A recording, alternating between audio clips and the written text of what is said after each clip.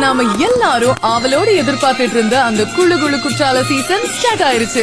அட ஆமாங்க, 2025ஆம் ஆண்டுக்கான குற்றால சீசன் வழக்கத்தை விடவும் முன்கூட்டியே ஜில்லுன்னு ஆரம்பிச்சிருச்சு. இன்னைக்கு தேதி பாத்தீங்கன்னா மே 20 செவ்வாய்க்கிழமை. கடந்த 3 நாளா மேற்கு தொடர்ச்சி மலைப்பகுதியில பெஞ்சு வர சாரல் மழை காரணமா குற்றால அருவிகள்ல தண்ணீர் விழத் தொடங்கி இருக்கு. இத்தனை நாளா வறண்டு காணப்பட்ட மெயின் அருவி இந்த 3 நாள் மழையில புத்துயிர் பெற்று தண்ணி கொட்டிட்டு இருக்கு.